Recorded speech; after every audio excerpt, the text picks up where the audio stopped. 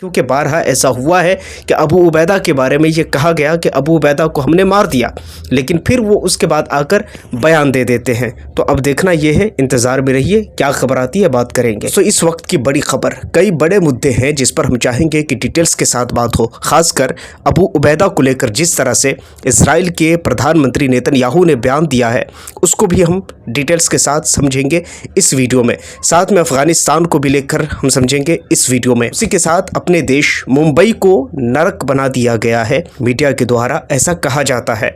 क्यों, इस बारे में भी बात करेंगे। उसी के साथ अपने देश भारत के रुपए को, करेंसी को लेकर के बड़ी अपडेट आई है और बड़ी खबर आई है, इस चीज़ को भी हम डिस्कस करेंगे इस वीडियो में। सबसे पहले हम शुरू करते हैं अबू उबैदा को लेकर। अबू उबैदा को लेकर के इजराइल के प्रधानमंत्री नेतन्याहू ने एक बड़ा बयान दिया और कहा कि अबू उबैदा अब इस दुनिया में नहीं रहे, हमने उसको मार दिया है। हालांकि आपको बता दें, टाइम्स ऑफ इंडिया की रिपोर्ट ये खुद खुलासा कर रही है उसके आगे चलकर कि अबू उबैदा के बारे में जो दावा इजराइल के प्रधानमंत्री नेतन्याहू कर रहे हैं, IDF के जो चीफ कर रहे हैं, इस चीज़ की पुष्टि अभी हमास ने नहीं की है। ये कंफर्म नहीं है और ये नहीं कहा जा सकता है कि अबू उबैदा पूरी तरह से मारा जा चुका है। देखिए, कई बार ऐसा हुआ है कि इजराइल ने ऐसा दावा किया है, हम बहुत सारे नेताओं को मार चुके हैं, और ऐसा होता है कि वो सचमुच वो मर चुके होते हैं, और कई बार ऐसा होता है कि वो ऐसा नहीं होता है। लेकिन इस बार जो इजराइल के प्रधानमंत्री ने जितने कॉन्फिडेंस के साथ इस बार कहा है कि हमने अबू उबैदा को मार दिया है, और हमास की चुप्पी जिस तरह से इस वक्त बनी हुई है, ख़ासकर हमास ने इस चीज़ पर अभी कुछ भी ऐसी अपडेट, कुछ भी ऐसी बात नहीं कही। इस चीज़ को लेकर थोड़ी सी आशंका ये जताई जा सकती है कि हाँ, हो सकता है कि अबू उबैदा इस बार मारा जा चुका हो। लेकिन आगे की जो रिपोर्ट आती है वो देखेंगे बाद में, क्योंकि बारहा ऐसा हुआ है कि अबू उबैदा के बारे में ये कहा गया कि अबू उबैदा को हमने मार दिया, लेकिन फिर वो उसके बाद आकर बयान दे देते हैं। तो अब देखना ये है, इंतज़ार में रहिए, क्या खबर आती है बात करेंगे।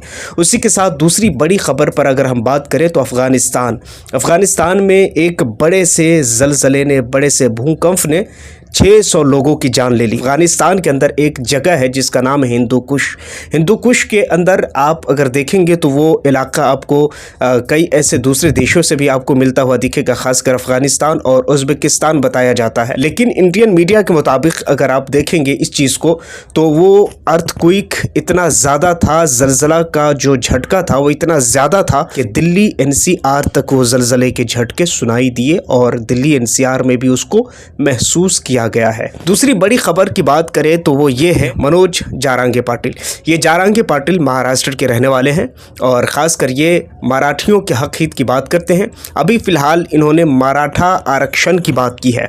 मराठा आरक्षण को लेकर के ये सड़कों पर उतरे हैं। हालांकि अगर आप रेगुलर अगर मुझे फॉलो करते हैं तो आपको पता होगा कि मैंने बहुत पहले मनोज जारांगे पाटिल के बारे में आपको बताया था कि ये मराठा आरक्षण को लेकर के एक्टिव है और काम कर रहे हैं, और उन्होंने पहले ही कहा था कि अगर हमारी बात नहीं मानी गई, सरकार अगर हमारी बात नहीं मानती है, तो हम पूरा का पूरा महाराष्ट्र जाम कर देंगे। तो देखते हैं आगे इस की डिमांड पूरी होती है, क्या होता है, इस चीज़ के बारे में हम जैसे भी खबर होगी उसके बारे में तो हम आगे डिटेल्स के साथ बात करेंगे। इस तरह से अमेरिका ने 50% का टैरिफ भारत के ऊपर इम्पोज कर दिया।